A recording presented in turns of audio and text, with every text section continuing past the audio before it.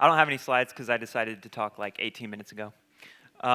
So my name is Chris Pfeiffer, and I'm the head of data science at ClusterTruck.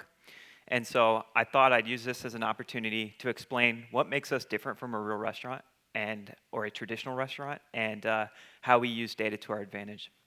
So in a traditional restaurant, they have data that they call the P mix or the product mix. And this is the main thing driving their menu decisions. And what this is just how many of each item on their menu that they've sold each week. And at ClusterTruck, when we launched, it was important for us to have that same P mix so that our chefs could look at that in the way that they're used to. But we also are able to go much deeper since we're a vertically integrated digital-only kitchen. So really quickly, how many people have heard of ClusterTruck or tried ClusterTruck? Okay, so ClusterTruck is basically a tech-enabled delivery-only kitchen. So the main difference between us and someone like DoorDash or Grubhub is that we cook all our own food and manage our own menu and are engineered 100% for delivery instead of basically attaching digital ordering and delivery to existing restaurants. So what we look at in addition to the traditional P-mix is for a certain item, if someone ordered it for the first time, what percentage of the time do they come back and order ClusterTruck again? We also look at for a certain item, if somebody ordered that on their first order, what percent of the time when they do order again, are they ordering that same item versus something else? And so if we use this to optimize not only the most popular menu items, but the menu items that are more likely to result in a longer term, more valuable customer. So another thing we're able to do differently than a traditional restaurant by leveraging data is that in a traditional restaurant, if something was wrong with your meal, you would say that to your server.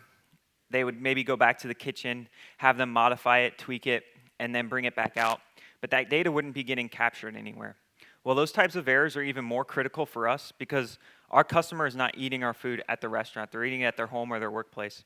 And so what we've done is engineered systems that allow when we get issues through our customer experience team, we document, classify, and store all those. And our culinary team has custom data tools to look through all the different types of issues that are happening, what items have the most issues, which kitchens have the most issues, and how is that varying across items. So for example, if the Indianapolis kitchen is always nailing the Applewood chicken salad, and the Columbus, Ohio kitchen is always messing that up and has a high error rate, we can look at what are those two kitchens doing differently, and we can use this data to drive action and actually result in a better result for the customer. So that's another way we use data differently than a traditional restaurant. The other thing we can do is in a restaurant, you may have no traceability to a transaction. So if someone pays with cash or if they pay with card and then a different card next time, you don't really know how that customer is behaving over the long run. We use customer data because you always have to have a digital account to order ClusterTruck.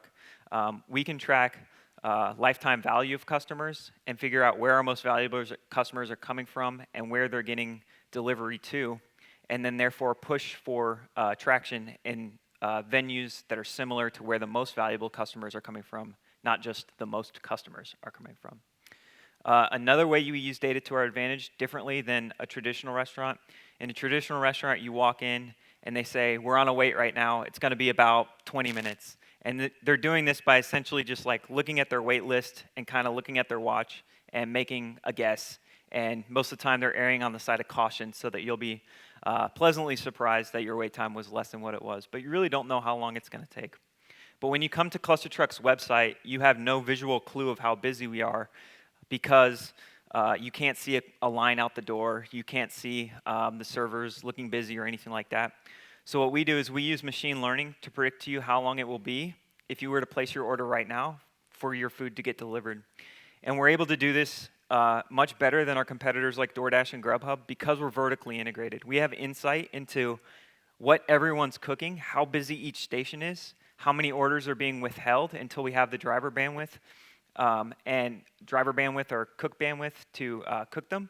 And so basically we're able to leverage machine learning to predict our wait times with an average error of about 4.5 minutes.